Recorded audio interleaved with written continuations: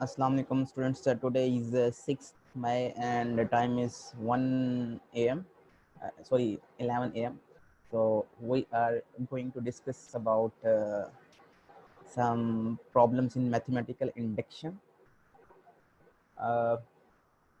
Previous lecture में आपने देखा था कि किस तरह से हमने इंटीजर्स की प्रॉपर्टीज़ को, जैसे मॉडुलस है, तो उसको हमने यूज़ किया था for various real life applications. Like हमने क्रिप्टोग्राफी में इंटीजर्स की प्रॉपर्टीज़ को, मॉडुलस को यूज़ किया था, और इसके अलावा हमने हैशिंग में यूज़ किया था। तो ये वो टेक्निक्स हैं जहाँ पे जो कि आप कंप्यूटिंग में डिफरेंट एल्गोरिदम्स में इम्प्लीमेंट कर सकते हो for your need. For example, अगर आप किसी भी मैसेज को इनक्रिप्ट करना चाहते हैं फॉर सिक्योरिटी रीजंस, तो आप उसको क्रिप्टोग्राफी के थ्रू आप उसको इनक्रिप्ट कर सकते हैं और फिर आप उसको रिसीव करके उसको डिक्रिप्ट कर सकते हो, ठीक है, ताकि वो सिक्योर रहे, कोई और उसको रीड आउट ना कर सके। सो आज का जो लेक्चर है वो बेसिकली हमने जो इससे प्रीवियस टॉपिक्स में प्रूफ्स डिस्कस किए थे, proof by contradiction, direct proof, और इसके अलावा हमने और भी वेरियस प्रूफ्स देखे थे। तो उसमें से एक प्रूफ जो है वो इस मैथमेटिकल इंडक्शन भी है कि आप किसी भी प्रूफ को यूजिंग मैथमेटिकल इंडक्शन प्रूव कर सकते हैं, ठीक है। तो आज हम यहाँ से स्टार्ट करते हैं। तो एज यू नो कि बेसिक प्रूफ मेथड्स में से आप direct, indirect, contradiction, by cases and equivalences, ये प्रूफ्स जो हैं वो हम पहले देख चुके हैं प्रेडिकेट लॉजिक में। तो मैथमेटिकल इंडक्शन जो है वो भी एक टेक्निक है that can be applied to prove universal statements for set of positive integers are there associated sequences. अगर आपके पास पॉजिटिव इंटीजर्स का सेट है, ठीक है, और उनकी कोई सीक्वेंस है, तो उस इस तरह का प्रूफ जो है वो मैथमेटिकल इंडक्शन से आप जो है वो कर सकते हो, प्रूव कर सकते हो उसको। तो मैथमेटिकल इंडक्शन जो है वो है क्या, ठीक है, ये भी एक टेक्निक है और इसमें इसके दो डिफरेंट स्टेप्स हैं, ठीक है। पहला स्टेप ये है कि आपके पास जो भी स्टेटमेंट होगी, ठीक है, तो आप उसका एक बेस केस होगा, तो बेस केस हमेशा ट्रू लेना है आपने, ठीक है। द प्रोपोजिशन P1 जो है वो इज ऑलवेज ट्रू, मीन्स मेरे पास P जो है वो एक प्रेडिकेट है, ठीक है, और उसकी वैल्यू जब हम 1 पुट करेंगे, उसके आर्गुमेंट की वैल्यू 1 पुट करेंगे, तो वो प्रोपोजिशंस जो हैं वो ऑलवेज ट्रू होगी, ठीक है। और उसके बाद जो नेक्स्ट स्टेप है वो है इंडक्टिव स्टेप। इंडक्टिव स्टेप में हम अज्यूम करेंगे कि Pn के लिए हमारी प्रोपोजिशन जो है वो ट्रू है, ठीक है। तो अगर P1 के लिए हमारी प्रोपोजिशन ट्रू है, देन Pn+1 के लिए भी हमारी प्रोपोजिशन जो है वो ट्रू होगी for all positive N's, okay. तो ये हमने ये कंक्लूड करना है कि for all x Px is true, okay. So ये मैथमेटिकल इंडक्शन के दो स्टेप्स हैं। तो ये अब मैं इसकी एग्जांपल देता हूँ, फिर आपको इसकी अंडरस्टैंडिंग हो जाएगी कि इसको हम किस तरह से प्रूव कर सकते हैं। तो जैसे कि हमने कहा था कि अगर आपके पास एक सेट ऑफ सीरीज है पॉजिटिव इंटीजर्स की और उसका कोई प्रूफ है, तो आप जो है मैथमेटिकल इंडक्शन उसके ऊपर अप्लाई करके उसको आप प्रूव कर सकते हो। तो फॉर एग्जांपल हमने ये प्रूव करना है, prove the sum of first n odd integers is n square, okay. ये हमने प्रूव करना है कि अगर हम पहले n ऑड इंटीजर्स जो हैं, कंसेक्टिव ऑड इंटीजर्स, इसका मतलब ये बन रहा है, और ये फर्स्ट n ऑड इंटीजर्स होंगे, उसको हम अगर एडअप करेंगे तो n स्क्वायर के इक्वल होगा। फॉर एग्जांपल अगर हम पहले 4 कंसेक्टिव ऑड इंटीजर्स की बात करें तो वो 1 होगा, 1 3 5 7। तो इनको अगर हम सम अप करें तो ये फर्स्ट फोर ऑड इंटीजर्स का सम है, ये इसके इक्वल आएगा, ये इक्वल आएगा 16 के, ओके।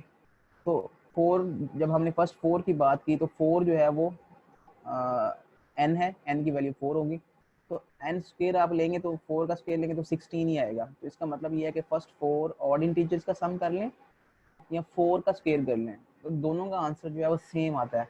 तो ये प्रूव करना है हमने बाय यूजिंग मैथमेटिकल इंडक्शन। क्यों? क्योंकि ये सीरीज भी है, एक सीक्वेंस बन रहा है, नंबर वन। नंबर टू, ये पॉजिटिव इंटीजर्स का सीक्वेंस है। तो जब भी पॉजिटिव इंटीजर्स का सीक्वेंस होगा, आप उसके ऊपर मैथमेटिकल इंडक्शन जो है वो अप्लाई कर सकते हैं। तो इसको प्रूव कैसे करेंगे, how we are going to prove this. So let's start. सबसे पहले आप इसको एक प्रेडिकेट की फॉर्म में इसको रिप्रेजेंट कर देंगे कि this is our statement which will either true और फॉल्स। तो आप इस स्टेटमेंट को कुछ इस तरह से रिप्रेजेंट करेंगे कि if you are going to add first n odd integers, तो आप उसका जो सम आएगा वो n स्क्वायर के इक्वल होगा। ओके, तो फर्स्ट n का मतलब ये है कि अगर मैं फॉर एग्जांपल फोर्थ, अगर मैं ऑड इंटीजर देखना चाहता हूँ, तो फोर्थ ऑड इंटीजर जो है वो है 7। तो ये 7 कैसे आएगा, 4 से मैंने 7 बनाना है, और 3 से मैंने 5 बनाना है, ठीक है, और 2 से मैंने 3 बनाना है। तो ये किस तरह से बनेगा, 2 से मैंने 3 बनाना है, ठीक है। तो इसका मतलब है कि अगर मैं 2 को 2 से मल्टीप्लाई करूँगा, -1 करूँगा तो वो 3 बन जाएगा। 3 से मैंने 5 बनाना है, तो 3 को मैं 2 से मल्टीप्लाई करूँगा तो 6 - 1 वो 5 बन जाएगा। 7 को मैंने 4 को मैंने 7 बनाना है, तो 4 को मैं 2 से मल्टीप्लाई करूँगा तो 8 - 1 करूँगा तो वो तो एक फॉर्मूला बनता है जेनेरिक। अगर आपने nth वैल्यू फाइंड करनी है, nth ऑड इंटीजर फाइंड करना है, तो आप उसको 2 से मल्टीप्लाई करें और -1 कर दें, तो ये nth ऑड इंटीजर होगा। फॉर एग्जाम्पल अगर फोर्थ ऑड इंटीजर जो है वो 7 है, तो यहाँ पे 4 पुट करेंगे, तो 4 multiply by 2 is equal to 8, 8 - 1 is equal to 7। Okay, तो इस तरह से ये एक जेनेरिक फॉर्मूला है, और जिसमें हम फर्स्ट n ऑड इंटीजर्स को सम कर रहे हैं, ठीक है, और हम कहते हैं कि ये जो है ना n स्क्वायर के इक्वल होगा। तो पहली जो चीज़ है वो ये है कि आपने प्रेडिकेट बनाना है जेनेरिक फॉर्म में, ठीक है, वो ऑलरेडी यहाँ पे आपको गिवन है, ठीक है। ये 2n - 1 यहाँ पे कैसे है, ये मैंने आपको इसकी रीज़न बताई है कि अभी हम इसको इसका मतलब क्या है, ठीक है। तो n की कोई भी वैल्यू पुट करेंगे, n अगर 4 पुट करते हैं तो इसका मतलब है कि हम फर्स्ट 4 इंटीजर्स जो हैं उनको लेना चाहते हैं, ऑड इंटीजर्स लेना चाहते हैं। तो n की वैल्यू यहाँ पे 4 पुट करेंगे तो ये 8 - 1 7 आ जाएगा। तो इसका मतलब है कि हम 1 से 7 तक, 1 3 5 7 तक हम सिर्फ ऐड करना चाहते हैं। ओके, तो इसके ऊपर मैथमेटिकल इंडक्शन परफॉर्म करना है, ये हमने प्रूव करना है, ठीक है। ये भी प्रूफ अनप्रूव है, ये हमें प्रूव करने को वाकई ये चीज़ ट्रू है या नहीं है। तो पहला स्टेप है बेसिक स्टेप। बेसिक स्टेप में हमने कहना है कि P1 is always true, trivial है, ठीक है। वो कैसे, अगर आप 1 रखें, ठीक है, आपने सिंगल ऑड इंटीजर जो है, फर्स्ट सिंगल ऑड इंटीजर जो है ना उसका सम करना है, तो वो ऑब्वियसली वो 1 ही होगा। और इसका अगर आप स्क्वायर लें तो वो भी 1 के इक्वल ही है, तो ये दोनों इक्वल ही है। तो बेसिक स्टेप जो है वो ट्रू है। अब अपने इंडक्टिव स्टेप जो है वो परफॉर्म करना है। तो इंडक्टिव स्टेप जो है वो किस तरह से परफॉर्म करेंगे आप, उसका एक हमने देखा था कि इंडक्टिव स्टेप में हमने क्या कहा था, हमने कहा था कि if P n is true then P n plus 1 is true. Okay, तो पी एन हमारे पास ये है, ठीक है, ये पी एन है हमारे पास। हमने इसको अज्यूम करना है कि ये स्टेटमेंट जो है ये ट्रू है। ओके, तो पी एन प्लस 1 जो है वो स्टेटमेंट ट्रू होगी। ओके, तो पी एन जो है वो हमारे पास ये है, ये स्टेटमेंट है। ओके, ये पी एन होगी। अब पी एन प्लस 1 का क्या मतलब है, पी एन प्लस 1 का मतलब ये है कि अगर पहले हम 4 फर्स्ट ऑड इंटीजर्स ऐड कर रहे थे, तो अब हमने 5 फर्स्ट ऑड इंटीजर्स जो हैं वो ऐड करने हैं, ठीक है। तो अगर आपके पास 7 एक नंबर है जो कि फोर्थ ऑड इंटीजर है, ठीक है, तो फिफ्थ वाला जो ऑड इंटीजर होगा वो क्या होगा, फिफ्थ वाला ऑड इंटीजर कैसे बनेगा, आप 2 को n से मल्टीप्लाई करेंगे और +1 कर देंगे, ठीक है। तो वो क्या बनेगा, अगर n जो है वो 4 है तो इस स्टेटमेंट का आंसर 7 आएगा और इस स्टेटमेंट का आंसर 9 आएगा। ओके, तो इसका मतलब है कि ये जो है वो फर्स्ट 4 ऑड इंटीजर्स हैं, ठीक है, n इज इक्वल टू 4 के केस में, और ये जो है ये n इज इक्वल टू ये n इज इक्वल टू 5 के केस में ये वाली जो है स्टेटमेंट है। ओके, सो यहाँ पे इसको आप इस तरह से भी देख सकते हो कि Pn जो है वो हमारे पास ये स्टेटमेंट है। ओके, अब आपने n की वैल्यू जो है वो n+1 पुट करनी है। क्या पुट करनी है? n+1 इसकी वैल्यू पुट करनी है। तो जब हम यहाँ पे n+1 पुट करेंगे इसकी वैल्यू, तो ये कुछ इस तरह से स्टेटमेंट होगी। मैं इसको पेंट के ऊपर लिखता हूँ।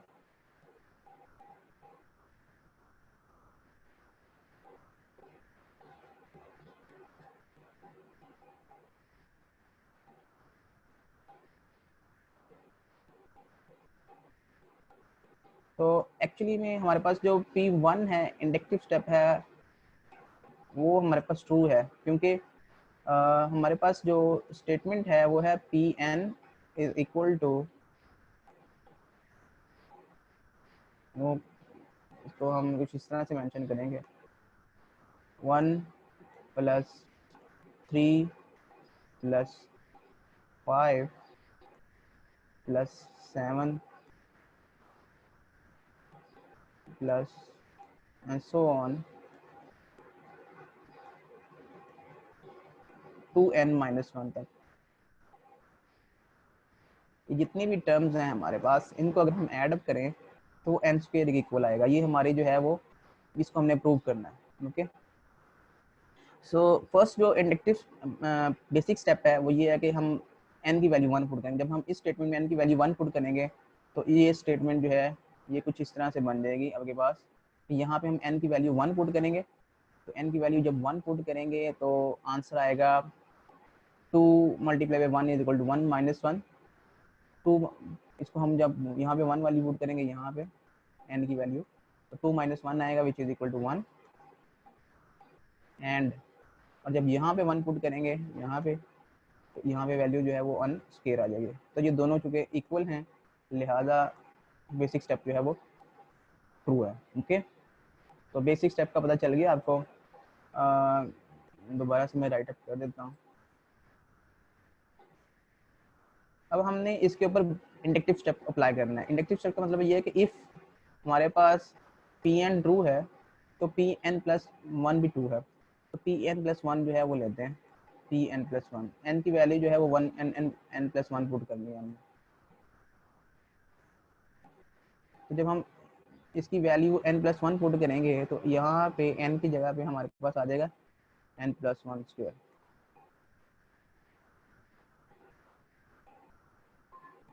और यहाँ पे ये जो स्टेटमेंट है ये एज इट इज़ आएगी। ठीक है, 1 + 3 + 5 + 7 and so on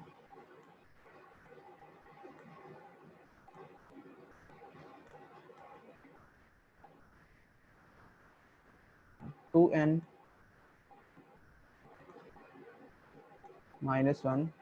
और जो नेक्स्ट इंटीजर है, ठीक है, ये तो फर्स्ट n इंटीजर है, तो n प्लस ये फर्स्ट n इंटीजर्स हैं हमारे पास, ये वाले, ये n इंटीजर्स हैं, n ऑड इंटीजर्स हैं, first n odd integers.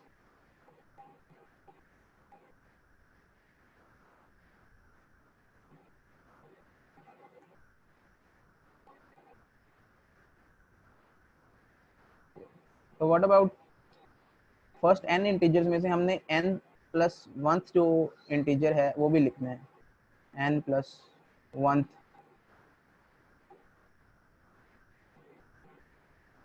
Odd integer,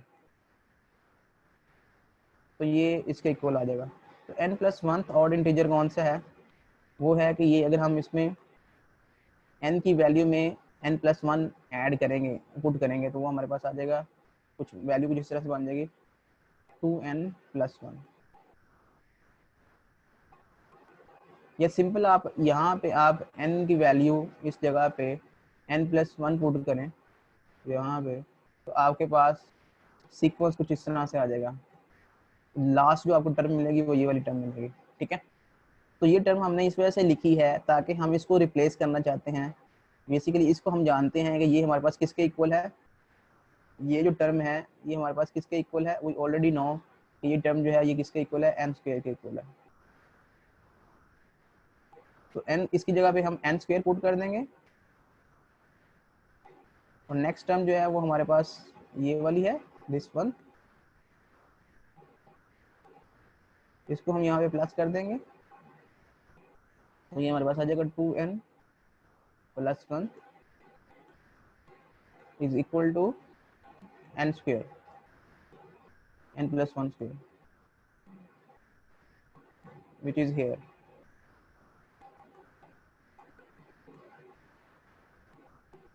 सो क्या वाकई ऐसा है n प्लस 1 स्क्वायर जो है वो इसके इक्वल है?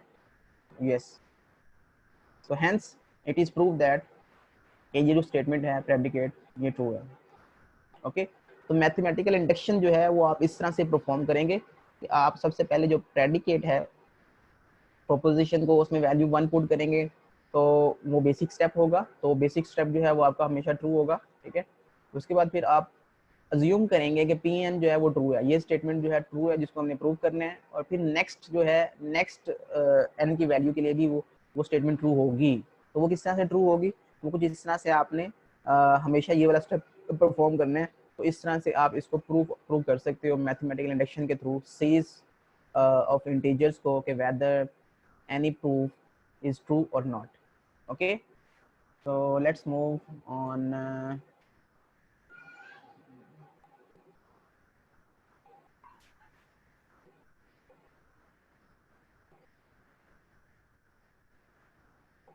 ओके सो ये था मैथमेटिकल डिडक्शन। मैथमेटिकल डिडक्शन में सिर्फ मैंने आपको ये एक ही एग्जांपल जो है वो करवानी थी ताकि आप फेमिलियर हो जाते हैं कि मैथमेटिकल डिडक्शन जो है वो होती क्या है। ठीक है, ये एक टेक्निक है जिसमें हम सम ऑफ पॉजिटिव इंटीजर्स की सीरीज को या कोई भी पॉजिटिव इंटीजर्स की सीरीज को, चाहे वो सम की फॉर्म में हो चाहे वो प्रोडक्ट की फॉर्म में हो, उसको आप जो है वो प्रूव कर सकते हैं through mathematical induction. So let's move on. Next जो टॉपिक है वो है हमारे पास रिकर्सिव डेफिनेशंस का। रिकर्सिव डेफिनेशंस का क्या मतलब है? समटाइम ऐसा पॉसिबल होता है कि एक फंक्शन जो है वो अपने आप को कॉल कर रहा होता है, तो that process is called recursion. ठीक है, तो कुछ ऐसे अगर आपने किसी भी प्रोग्रामिंग लैंग्वेज प्रोग्रामिंग की बात करें तो अगर कोई अपने कोड लिखना है तो आप दो तरह से कोड लिख सकते हो। आप उसका आइटरेटिव वर्जन लिख सकते हो किसी फंक्शन का, या फिर आप रिकर्सिव उसका जो है वो फंक्शन लिख सकते हो। ठीक है, तो आइटरेटिव वर्जन और रिकर्सिव वर्जन ये दो वर्जन्स हैं जिसमें आप किसी फंक्शन को लिख सकते हो। ठीक है, फॉर एग्जांपल तो जो रिकर्सिव वर्जन होगा वो बेसिकली हम उसको कहते हैं कि रिकर्सिव डेफिनेशन है उस फंक्शन की। ठीक है, तो sometimes it is possible to define an object और सीक्वेंस और structure and algorithm in terms of itself. तो हम कई दफ़ा जो है वो लिख सकते हैं। हर फंक्शन का ज़रूरी नहीं है कि वो आइटरेटिव फंक्शन का रिकर्सिव फंक्शन भी हो। ठीक है, रिकर्सिव वर्जन भी हो। इट्स नॉट नेसेसरी कि अगर एक फंक्शन आपने उसका आइटरेटिव वर्जन लिखा हुआ है तो उसका रिकर्सिव वर्जन भी आप जो है लिख सकते हैं। तो रिकर्जन का मतलब पता है क्या? रिकर्जन का मतलब यह है कि a function which called itself. ठीक है, उसको हम रिकर्जन कहते हैं। जैसे आपने बहुत सारी, अगर हम रिकर्सिव डेफिनेशन की बात करें ऑफ अरिथमेटिक सीक्वेंस, तो अरिथमेटिक सीक्वेंस जो है उसको आप कुछ इस तरह से लिख सकते हैं कि A N is equal to previous term में आपने डी ऐड करना। डी इज ऑफसेट जो कि डिस्टेंस है between two terms, two consecutive terms. तो आप देख सकते हो कि प्रीवियस टर्म में अगर हम डी ऐड करें तो नेक्स्ट टर्म बढ़ जाती है। ठीक है, फिर नेक्स्ट टर्म में हम डी ऐड करें तो फिर नेक्स्ट टर्म बढ़ जाती है एंड सो ऑन। ओके, तो रिकर्सिव डेफिनेशंस में दो चीज़ें होती हैं। एक तो ये है कि जो नेक्स्ट टर्म होती है वो प्रीवियस टर्म के ऊपर डिपेंड कर रही होती है। ओके, नंबर वन, इसको कहते हैं कि कॉलिंग बाय इटसेल्फ। इसको कहते हैं कॉल बाय इटसेल्फ, कि एक जो प्रॉपर्टी है, स्ट्रक्चर है, सीक्वेंस है या फंक्शन है वो अपने आप को दोबारा से कॉल कर रहा है। ओके, और इसमें दूसरी चीज़ जो आप देख सकते हो, इसमें एक बेस केस भी होता है। तो दो चीज़ें इसमें हमेशा आपने याद रखनी है कि ये रिकर्जन हो रही है। रिकर्जन का मतलब ये है कि एक प्रॉपर्टी जो है या एक आपके पास वैल्यू है वो प्रीवियस वैल्यू के ऊपर डिपेंड कर रही है। ठीक है, और इसमें ये लूप का बैंड होगा। ये लूप का बैंड होगा जब ये कंडीशन जो है वो मीट कर देगी। तो इसमें दो चीज़ें होती हैं, हमेशा आपने ये चीज़ें याद रखनी है कि एक तो उसमें बेस कंडीशन होती है जिसकी बेस पे उसने टर्मिनेट होना है। ठीक है, रिकर्सिव फंक्शन ने। और एक जो है वो उसमें जो रिकर्जन जो है वो होती है कि आप वो फंक्शन अपने आप को कॉल कर रहा होता है। फॉर एग्जाम्पल इसके एग्जाम्पल लेते हैं।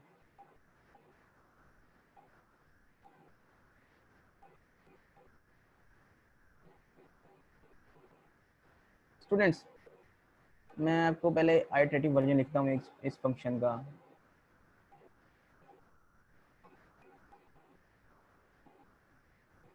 ये आइटरेटिव और रिकर्सिव फंक्शन एक ही को कहते हैं? नहीं, दोनों मतलब सेम फंक्शन होगा, सेम आउटपुट होगी, सेम फंक्शनैलिटी होगी, तो उसके लिए आपने आइटरेटिव वर्जन जो है वो डिफरेंट होगा और उसका जो रिकर्सिव फंक्शन है वो डिफरेंट होगा। दोनों में डिफरेंस क्या होता है वो भी हम डिफरेंस जो है वो क्लियर करते हैं। Okay sir. स्टूडेंट्स आपने सी लैंग्वेज पढ़ ली होगी, ठीक है? मैं अज्यूम कर रहा हूँ कि आपने सी लैंग्वेज जो है वो पढ़ी है, उसमें फंक्शंस आपने डिस्कस किए होंगे। आइटरेटिव फंक्शन आपने लिखना है अगर, तो वो किस तरह से लिखेंगे, ठीक है? और फिर मैं उसका रिकर्सिव फंक्शन लिखूंगा, ठीक है? तो आइटरेटिव फंक्शन में फॉर एग्जांपल मैं एक एग्जांपल देता हूँ कि वाइट, ये रिटर्न टाइप है, ठीक है? फन के नाम से एक फंक्शन है, मैं बनाना चाहता हूँ फन के नाम से फंक्शन, और इसमें एक पैरामीटर सिर्फ पास कर रहा हूँ इंटीजर टाइप का, सपोज n।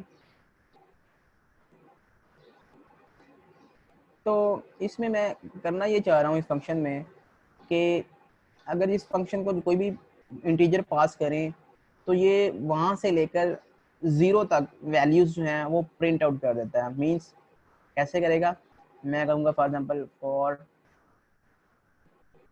का लूप लगाता हूँ, for int y is equal to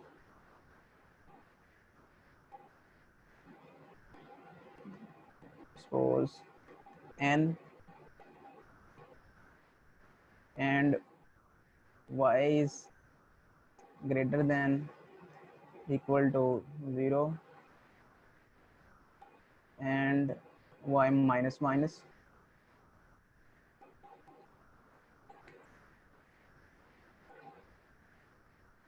तो ये मैंने एक फॉर का लूप लिखा है, ठीक है? इसमें मैं एक प्रिंट की स्टेटमेंट लिख देता हूँ यहाँ पे। तो आपने मुझे बताना है कि इसकी आउटपुट क्या है, ठीक है? ये मैं एग्जैक्टली वो सी वाली नई टर्म लिख रहा प्रिंट की, बस मैं लिखता हूँ वाई प्रिंट करना है। इसका ज्यूम कर लें कि इससे वाई की वैल्यू जो है वो प्रिंट आउट हो रही है। तो आप मुझे ये बताएं कि मेन से मैं ये फंक्शन कॉल करता हूँ, तो आपने मुझे इसकी आउटपुट बतानी है कि इसकी आउटपुट क्या है। ये मेरे पास मेन है, मैं फंक्शन कॉल करता हूँ। सर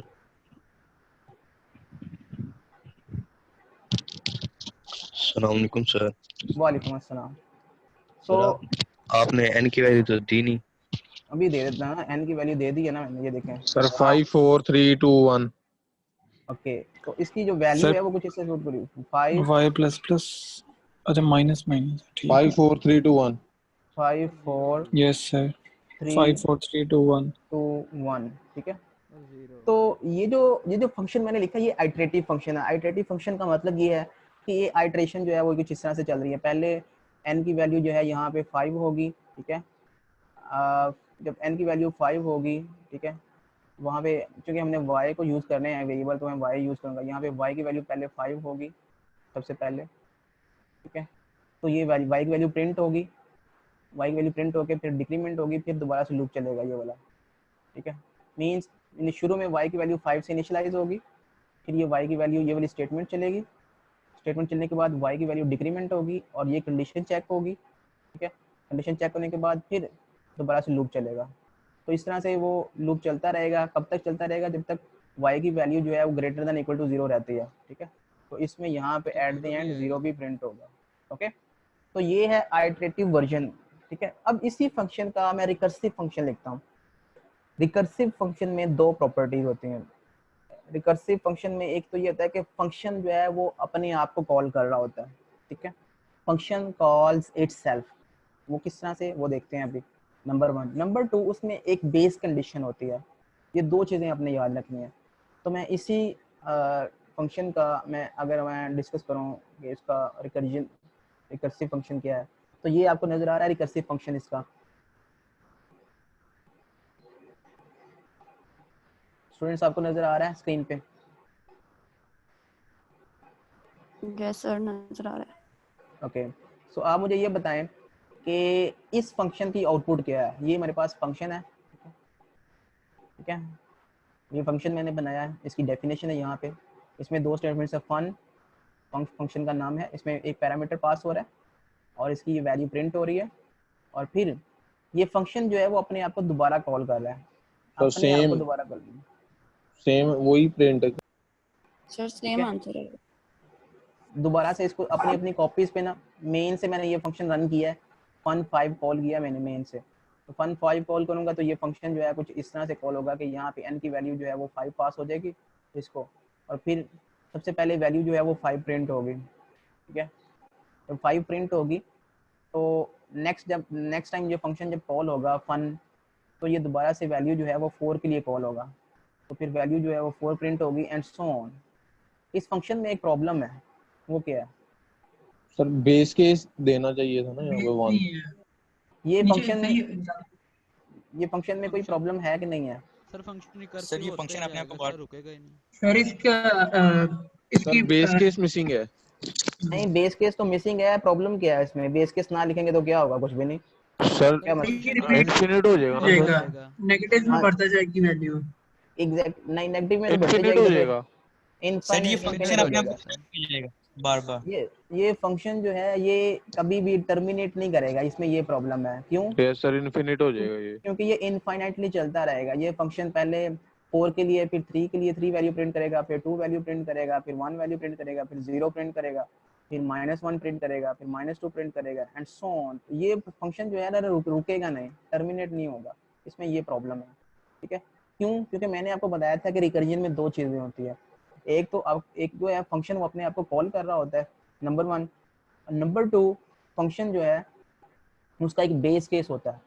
बेस केस जो है वो बताता है कि फंक्शन रुकेगा कहाँ पे, ठीक है। तो यहाँ पे बेस केस अगर हमने मेंशन करने हैं तो बेसिकली आपको यहाँ पे इफ की कंडीशन लगानी पड़ेगी स्टार्ट में, ठीक है। यहाँ पे आप यहाँ पे कंडीशन लगाएं, इफ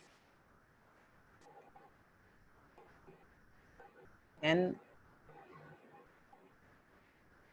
लेस देन 0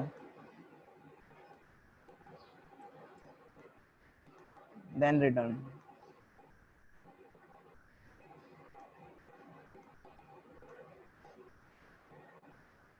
तो ये कंडीशन जो है यहाँ पे शुरू में स्टार्ट में आपको लगानी पड़ेगी।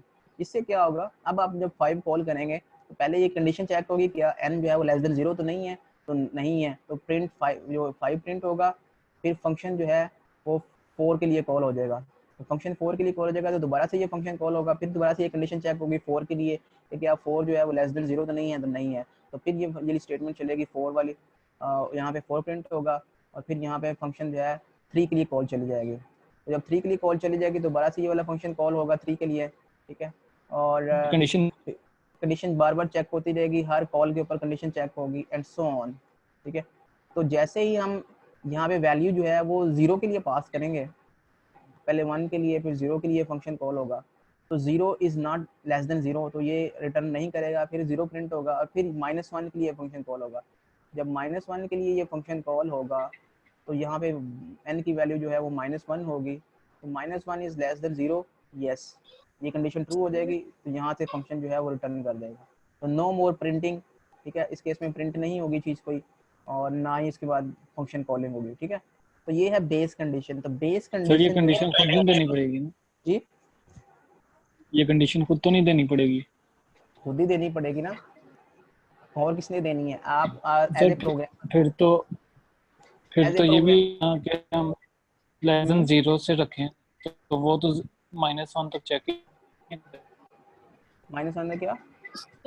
एडिशन ना ये n less than equal to 0 नहीं आएगी अगर आपने 0 भी आउटपुट में लिखा है?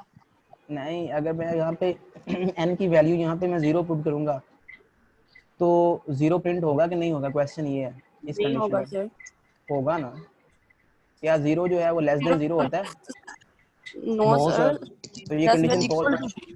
हाँ तो कंडीशन फॉल्स हो जाएगी ना, 0 इज नॉट लेस देन 0, तो कंडीशन फॉल्स हो जाएगी तो वो प्रिंट कर देगा। कंडीशन यही जब मैं ट्रू कह होगी रहा तो वो हूँ, रिटर्न yes. करेगा। हाँ जी, तो कंडीशन फॉल्स होगी तो 0 प्रिंट हो जाएगा ना। -1 के लिए वो ये वाली प्रिंटिंग नहीं होगी, ठीक है। Okay sir. सो ये था रिकर्सिव फंक्शन, आइटरेटिव, वो आइटरेटिव वर्जन था, ये रिकर्सिव वर्जन है, ठीक है। अब मैं इसमें थोड़ी सी चेंजिंग करने लगा हूँ इस फंक्शन में। अब मैं आपके साथ जो है ना वो इसको थोड़ी सी चेंज करने लगता हूँ। मैं इसको ज़रा सही तरीके से लिख देता हूँ फंक्शन को।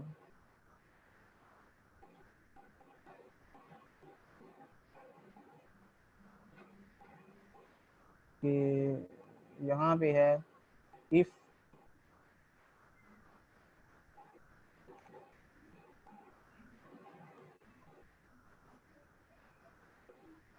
n is less than 0 then return। एक तो ये मैंने कंडीशन लिख दी बेस केस। एक मुझे ये चीज़ बताएं कि अगर मैं यहाँ पे भी प्रिंट लिख देता हूँ,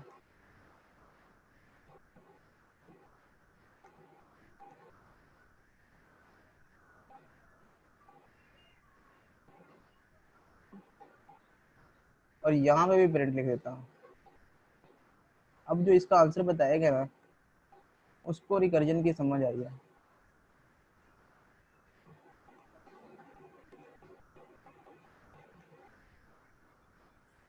आप बताएं इसका आंसर क्या होगा, आउटपुट क्या होगी। अपनी अपनी कॉपीज पे इसको सॉल्व करें और बताएं कि इसका आंसर क्या होगा। वैल्यू इनपुट 5 ही है। यस 5 ही है।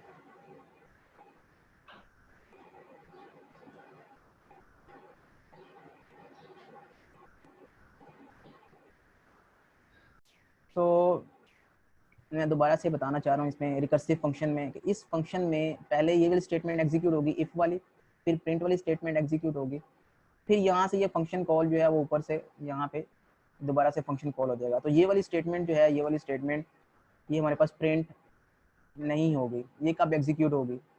इस तरह से तो फंक्शन कॉलिंग होती रहेगी और फंक्शन यहाँ से रिटर्न कर देगा। तो ये जो स्टेटमेंट है ये कब एग्जीक्यूट होंगे। तो याद रहे कि इसके लिए जो रिकर्सिव फंक्शन है, जब भी अगर फंक्शन कॉल के बाद कोई स्टेटमेंट्स हैं तो उसके लिए एक स्टैक मेंटेन होता है। तो यू नो कि स्टैक क्या होता है। स्टैक एक डेटा स्ट्रक्चर है, अरे बेस्ड डेटा स्ट्रक्चर है, जिसमें हमारे पास दो फंक्शन होते हैं, पुश एंड पॉप। तो अगर मैंने फॉर एग्जांपल करना है पुश कोई वैल्यू करनी है, तो मैं उसमें फॉर एग्जांपल कहता हूँ मैं पुश 1 करना है। तो पुश 1 का मतलब ये है कि इसके बॉटम के ऊपर 1 पुट कर दो, ठीक है। अब यहाँ पे पॉइंटर जो है इसका यहाँ पे लाई कर रहा है, शुरू में पॉइंटर जो है यहाँ पे था स्टार्टिंग में। अब जो नेक्स्ट वैल्यू आप पुश करोगे, फॉर एग्जांपल मैं करता हूँ पुश 2, तो जहाँ पे इसका पॉइंटर जो है वो लाई कर रहा होता है, ठीक है, उसको स्टैक पॉइंटर कहते हैं, एसपी है, ये स्टैक पॉइंटर है। तो दूसरी वैल्यू यहाँ पे पुश होगी। अगर मैं कोई तीसरी वैल्यू पुश करना चाहता हूँ, थर्ड वाली वैल्यू, तो जब ये पुश हो जाती है तो स्टैक पॉइंटर इंक्रीमेंट हो जाता है, ऊपर चला जाता है। तो तीसरी वैल्यू जो है यहाँ पे पुश होगी एंड सो ऑन। जब हम इसको निकालेंगे, इसका दूसरा फंक्शन होता है पॉप। पॉप में बेसिकली कोई भी पैरामीटर पास नहीं होता, बल्कि ये वैल्यू रिटर्न करता है। वैल्यू कौन सी रिटर्न करता है, जहाँ पे एसपी पॉइंटर करंटली पॉइंट कर रहा है, एसपी पॉइंटर करंटली यहाँ पे पॉइंट कर रहा है। तो पॉप क्या होगी, यहाँ पे वैल्यू 3 पॉप हो जाएगी। जब मैं पहली दफा पॉप करूंगा तो वैल्यू 3 पॉप हो जाएगी और वो वैल्यू जो है स्टैक से खत्म हो जाएगी और एसपी पॉइंटर जो है वो नीचे पॉइंट करना शुरू कर देगा, नीचे वाली वैल्यू। ओके, नेक्स्ट टाइम अगर मैं पॉप करता हूँ तो नेक्स्ट टाइम जो वैल्यू पॉप होगी वो वैल्यू जो है वो अब 2 पॉप होगी। ओके, और फिर ये एसपी पॉइंटर नीचे चला जाएगा और 2 यहाँ से पॉप हो जाएगा, खत्म हो जाएगा। ओके, तो पुश पॉप की समझ आ गई आपको क्या होता है। जैसे प्लेट्स रखते हैं ना, हम प्लेट पहले रखते हैं, फिर सर उसके ऊपर फर्स्ट इन और लास्ट आउट होगा इसका मतलब। हाँ जी, ये फीफो की तरह बिहेव करता है, लीफो की तरह, लास्ट इन फर्स्ट आउट। किसकी तरह? LIFO means last in first out, जो सबसे लास्ट पे आप वैल्यू इंसर्ट करोगे ना वो सबसे पहले निकलेगी, LIFO, last in first out. For example पहले 1 पुश किया, फिर 2 पुश किया, फिर 3 पुश किया, फिर 4 पुश किया, फिर 5 पुश किया, तो लास्ट पे वैल्यू कौन सी इंसर्ट की है 5, तो 5 जो है सबसे पहले पॉप होगा, फिर पॉप 5, फिर 4 पॉप होगा, फिर 3 पॉप होगा, फिर 2 पॉप होगा, फिर 1 पॉप होगा। ओके, तो इसको कहते हैं LIFO base policy, last in first out.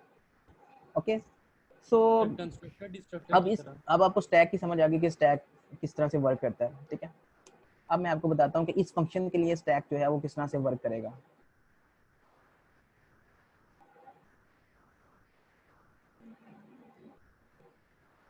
Okay, सो इस फंक्शन के लिए बेसिकली स्टैक जो है वो जिस तरह से वर्क करेगा कि जब यहाँ से फंक्शन कॉल होने लगेगी ना n-1 के लिए, तो अब चूंकि पता है प्रोग्राम को पता है कि नीचे भी इंस्ट्रक्शंस हैं, ये इंस्ट्रक्शंस जो हैं उसी n की वैल्यू के लिए प्रिंट होनी थी जो n की वैल्यू यहाँ पे है।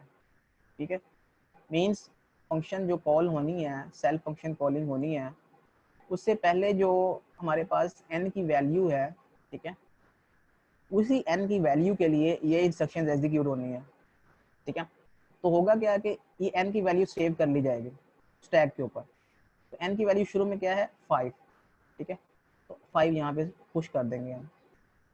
ओके, फिर जब ये फंक्शन कॉल हो जाएगी तो n की वैल्यू जो है ना वो यहाँ पे, अब जब n की वैल्यू 4 हो जाएगी फिर ये कंडीशन चेक होगी, कंडीशन फॉल्स होगी, प्रिंट, ये प्रिंट हो जाएगी वैल्यू। तो पहले आंसर, पहले प्रिंटिंग के ऊपर पहले आएगा 5, ठीक है, फिर ये स्टैक के ऊपर 5 पुश हो जाएगा, फिर दोबारा फंक्शन कॉल होगी, यहाँ पे n की वैल्यू जो है वो 4 प्रिंट होगी इस स्टेटमेंट के ऊपर, और 4 जो है वो स्टैक के ऊपर पुश हो जाएगा क्योंकि फंक्शन कॉल होनी है दोबारा से, सेल्फ फंक्शन कॉल होगी, 4 स्टैक के ऊपर भी पुश हो जाएगा इस स्टेटमेंट के लिए, और फिर दोबारा से फंक्शन कॉल होगी 3 के लिए, तो 3 की स्टेटमेंट यहाँ पे प्रिंट हो जाएगी, और ये अब 2 के लिए फंक्शन कॉल होनी है तो 3 जो है वो पुश हो जाएगा स्टैक के ऊपर, फिर 2 इस तरह से प्रिंट होगा और 2 स्टैक के ऊपर पुश हो जाएगा, फिर 1 प्रिंट होगा, 1 स्टैक के ऊपर पुश हो जाएगा, फिर 0 प्रिंट होगा, फिर 0 स्टैक के ऊपर पुश हो जाएगा, फिर -1 के लिए जब कॉल जाएगी, -1 के लिए जब कॉल जाएगी ऊपर, तो ये कंडीशन जो है वो फॉल्स हो जाएगी। तो अब फंक्शन जो है वो रिटर्न करेगा, जब फंक्शन रिटर्न करेगा ना तो वो पहली उस कंडीशन पे रिटर्न करेगा। अब उसने ये वाली इंस्ट्रक्शन एग्जीक्यूट करनी है, ठीक है, लेकिन किस n के लिए करनी है, सबसे पहला जो उसको पॉप मिलेगा 0 के लिए, तो 0 यहाँ पे n की वैल्यू जो है वो 0 पुट करेगा, तो प्रिंट 0 का मतलब है कि यहाँ पे 0 प्रिंट हो जाएगा। ठीक है, फिर उसने ये वाली स्टेटमेंट दोबारा एग्जीक्यूट करनी है, किसके लिए एग्जीक्यूट करनी है 1 के लिए, जब तक स्टैक एम्प्टी नहीं हो जाता ये इंस्ट्रक्शन उसने बार बार एग्जीक्यूट करते रहना है। ठीक है, तो फिर आप यहाँ पे 1 प्रिंट होगा, तो मैं इसको कुछ इस तरह से राइट अप कर देता हूँ, 5 तक दोबारा जाएगी ना, 5 तक ये वैल्यूज दोबारा जाएंगी, तो ये 0 प्रिंट होगा, फिर 1 प्रिंट होगा, फिर 2 प्रिंट होगा, फिर 3 प्रिंट होगा, फिर 4 प्रिंट होगा, फिर 5 प्रिंट होगा। ओके, तो आपके पास स्टार्ट में अगर आप इसको फन को 3 से कॉल करते हो या आप इसको 2 से कॉल करते हो फन को, तो आपके पास प्रिंट कुछ इस तरह से होगा 2 1 0 फिर 0 फिर 1 और फिर 2। तो दिस सर, इज एक question excuse me just like sir, पैरेंट्रॉन। 5 बोला था, 5 तक बोलना था बस। एक्सक्यूज मी जी सर, जी सर मुझे ये नहीं समझ आ रही है, आपने इधर इफ स्टेटमेंट लगाई है इफ n लेस देन 0, तो अगर हम 5 कर रहे हैं तो n की जगह 5 आएगा, 5 लेस देन 0 तो है नहीं। तो मैं यही पूछना चाह रहा था, ये इफ की बॉडी के अंदर आ रहा है प्रिंट n fn -1 और नीचे वाला, या इफ सिर्फ वही है इफ की प्रिंट n? बॉडी इफ की बॉडी में नहीं आ रहा, इफ की बॉडी में तो सिर्फ ये रिटर्न स्टेटमेंट है। क्या हो गया, ओके सर। इफ की बॉडी में नहीं आ रहा। तो ये मैंने प्रिंट वाली कमांड का पूछना था कि अभी जी जब ये पॉइंटर अब स्टैक में जो पॉइंट कर रहा है, अगर 0 को 0 वाली वैल्यू आ गई है सर, ये ऑटोमेटिकली खुद किस तरह रिड्यूस हो रहा है? ये जो है जब ये प्रोग्रामिंग लैंग्वेज जो है वो इसको इस तरह से, वो उसकी हेडेक होती है कि उसने क्योंकि रिकर्जन की सपोर्ट दी है तो वो रिकर्जन को मेंटेन करती है। जब भी आपने ठीक। रिकर्सिव फंक्शन लिखना है तो वो स्टैक इंप्लीमेंट हो रहा होता है बैकएंड के ऊपर, तो जो नीचे स्टेटमेंट्स होती हैं वो एग्जीक्यूट होनी होती हैं, तो n की किस वैल्यू के लिए एग्जीक्यूट होनी है, वो n की वैल्यू यहाँ पे स्टैक में इस तरह से मेंटेन होती है। ठीक है, तो आपने जो है ना इसकी प्रैक्टिस करनी है रिकर्जन की, रिकर्सिव फंक्शन की, ठीक है, और मैथमेटिकल इंडक्शन की। इसकी दो एग्जांपल्स आप लें। मैथमेटिकल इंडक्शन की आप और भी प्रूफ्स देख सकते हैं, ठीक है, वो किस तरह से प्रूव कर रहा होता है, बेसिक स्टेप जो है, उसके बाद इंडक्टिव स्टेप कैसे जो है वो एग्जीक्यूट करता है। नंबर 1 वो करना है आपने, और नंबर 2 आपने रिकर्जन को देख लेना है। तो रिकर्जन का क्या फ़ायदा होता है? जब हमारे पास आइटरेटिव सॉल्यूशन है तो फिर रिकर्सिव फंक्शन क्यों? तो इसके दो एडवांटेजेस होते हैं। एक तो ये इसका एडवांटेज होता है कि रिकर्सिव फंक्शन जो है ना वो राइट करना ईजी होता है, ठीक है, इसको अंडरस्टैंड करना कॉम्प्लेक्स है लेकिन इसको राइट करना इजी है। Okay, number 1। और इसमें नंबर ऑफ स्टेटमेंट्स जो है वो कम होती हैं, इसका कोड छोटा होता है, उसका आइटरेटिव कोड जो है वो लेंथी होता है। आइटरेटिव कोड अंडरस्टैंड करना इजी होता है लेकिन उसको जो है ना लिखना, वो जो है ना वो ज़्यादा लाइन नंबर ऑफ लाइंस लिखनी पड़ेंगी आपको, जबकि रिकर्सिव फंक्शन के लिए आपको कम नंबर ऑफ लाइंस जो है वो लिखनी पड़ेंगे। ओके, तो ये जी, ये इसके एडवांटेजेस और डिसएडवांटेजेस हैं जी। इसकी समझ नहीं आई सर, ये एफ एन माइनस वन के बाद वो प्रिंट एन नीचे वाला कैसे कॉल होगा, मतलब वो प्रिंट करेगा जीरो के बाद सर? ये कब कैसे कॉल होगा ये मैंने अभी आपको ये बताया था कि जब भी ये स्टेटमेंट पहले ये इफ की स्टेटमेंट चलेगी वो फॉल्स है तो फिर प्रिंट की स्टेटमेंट चलेगी, फिर ये उसने फंक्शन कॉल करनी है। फंक्शन कॉल करने के बाद उसने अगर कॉल कर लेनी है तो ये स्टेटमेंट कब एग्जीक्यूट होगी। इस तरह तो ये फंक्शन कॉल होती रहेगी और जब वो रिटर्न करेगा तो एग्जीट कर जाएगा। तो ये कॉल कब, ये जो स्टेटमेंट है ये कब एग्जीक्यूट होगी? तो ये स्टेटमेंट तब एग्जीक्यूट होगी अब चूंकि यहाँ पे n की वैल्यू जो भी आपने यहाँ पे प्रिंट n कर रहे हैं या भी प्रिंट n कर रहे हैं, तो जो प्रिंट वैल्यू यहाँ पे हो रही है वही यहाँ पे प्रिंट होनी चाहिए, ठीक है। तो हम इस n की वैल्यू को रिकर्सिव कॉल करने से पहले स्टैक के ऊपर पुश कर लेते हैं, स्टोर कर लेते हैं, सेव कर लेते हैं, ठीक है। जब हम इसको सेव कर लेते हैं तो नेक्स्ट टाइम जब फंक्शन रिटर्न करेगा तब ये ऑटोमेटिकली पॉप होना शुरू हो जाएंगी वैल्यूज और फिर ये स्टेटमेंट एग्जीक्यूट होगी। तो सबसे पहले जब फंक्शन यहाँ से कॉल करेगा अपने आप को फॉर वैल्यू 4, सेल्फ कॉल जो है वो 4 के लिए होगी पहले। ओके, तो उस केस में हम 5 जो है वो पुश कर देंगे स्टैक के ऊपर। क्यों? यहाँ पे वैल्यू जो है n की वैल्यू 5 थी और अभी ये स्टेटमेंट जो है इसने 5 ही प्रिंट करना है इस कॉल के बाद, तो हम n की वैल्यू 5 जो है वो सेव कर लेते हैं। हो सकता है इसमें इस एक से ज़्यादा स्टेटमेंट्स हो यहाँ पे, तो उन सब में ये स्टेटमेंट जो है वो n की वैल्यू 5 ही यूज़ होगी। ओके, तो जब ये फंक्शन दोबारा कॉल होगी फॉर 4, ओके, तो फिर यहाँ पे ये स्टेटमेंट चेक होगी, ये स्टेटमेंट जो है वो एग्जीक्यूट फॉल्स हो जाएगी और n की वैल्यू जो है वो 4 प्रिंट हो जाएगी, जैसे यहाँ पे हम प्रिंट किए 4, और फिर ये दोबारा से F3 के लिए कॉल चली जाएगी। तो F3 की कॉल से पहले पहले हम ये करेंगे कि ये जो नीचे स्टेटमेंट है इसके लिए n की वैल्यू सेव कर लेंगे विच इज़ 4, तो 4 हम पुश कर लेंगे। ओके, तो इस तरह से ये चलती जाएगी और जैसे हम पुश करते जाएंगे जब हमारा जो फंक्शन है रिटर्न करेगा तो फिर सबसे पहले जो वैल्यू पॉप होगी n की वैल्यू उसके लिए हम ये स्टेटमेंट चलाएंगे, फिर दूसरी वैल्यू के लिए ये स्टेटमेंट चलाएंगे, ठीक है, ये वाली स्टेटमेंट, फिर तीसरी वैल्यू के लिए जो पॉप होगी उसके लिए ये स्टेटमेंट चलाएंगे, फिर चौथी वैल्यू के लिए स्टेटमेंट चलाएंगे एंड सो ऑन। तो जब तक स्टैक एम्प्टी नहीं हो जाता तब तक हम ये स्टेटमेंट चलाते जाएंगे ये वाली। ओके, तो ये है रिकर्जन। इसको समझना मुश्किल है, understand it is difficult to understand, I know, लेकिन ये रिकर्जन जो है वो होती है ऐसे ही है। ये सबसे मुश्किल कॉन्सेप्ट है कंप्यूटिंग में समझने के लिए, ठीक है। तो आप इसकी प्रैक्टिस करें, आई होप कि आपको इसकी जो है ना वो अंडरस्टैंडिंग हो जाएगी। अगर स्टिल कोई प्रॉब्लम हुआ तो फिर हम जो है वो नेक्स्ट क्लास में डिस्कस कर लेंगे, ठीक है स्टूडेंट्स।